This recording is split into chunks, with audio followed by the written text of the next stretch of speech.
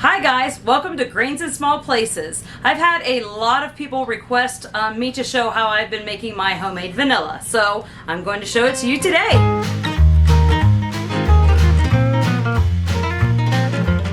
So what we're going to need is about 20 vanilla beans, and I will link these below because when I try to buy vanilla beans at the store, they want like $10 to $15 for one or two beans. I got 30 vanilla beans for less than $30, so they're less than $1 a piece. Great deal. I'll link it below, that way you can check it out. I really like this brand. They have a great flavor, so we're going to use these today.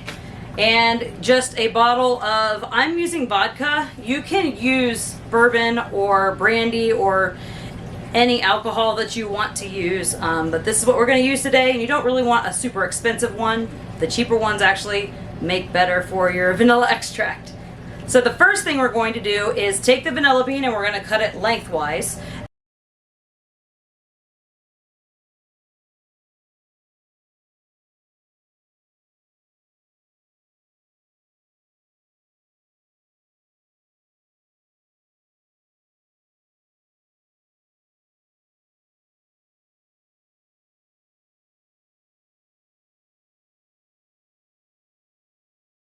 And then we're going to cut it into thirds.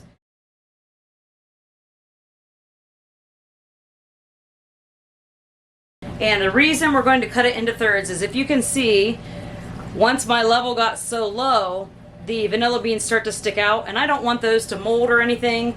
For now, I've been just kind of shaking this up occasionally to make sure that the vanilla beans get coated with the vodka so that nothing starts to grow. But for my new bottle, I'm going to go ahead and cut them down so that they all lay at the bottom.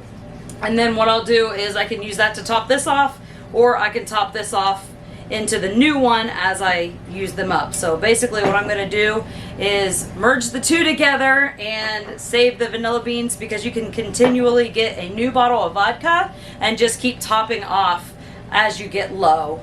Okay, so now that those are all cut into thirds, I'm just going to open this new bottle. And I'm going to just put all of these just down in here. And this will take about 3 to 4 months at minimum to start to completely infuse. At about 6 months, you have like a really good vanilla. You can give it away for Christmas presents or keep it for yourself. I use it all the time. You probably can see in a whole bunch of my videos me using my homemade vanilla. And watch the volume of it just keep going down as I use it. Okay, let me just put the rest of these in, and it's starting to come out the top a little. I'm going to actually go ahead and pour a little bit of this into here, into my other one. Let me get a little funnel. Okay, so I have this little funnel. I use it when I bottle our kombucha and a lot of other things. If I can find this, I will link it below for you because it's pretty handy to have. Now I'm probably going to spill some of this because I filled it all the way to the top. And I did spill some, but that's okay. Okay, so I just put a little bit more into here to give me some space for this one so I can continue putting in my vanilla beans.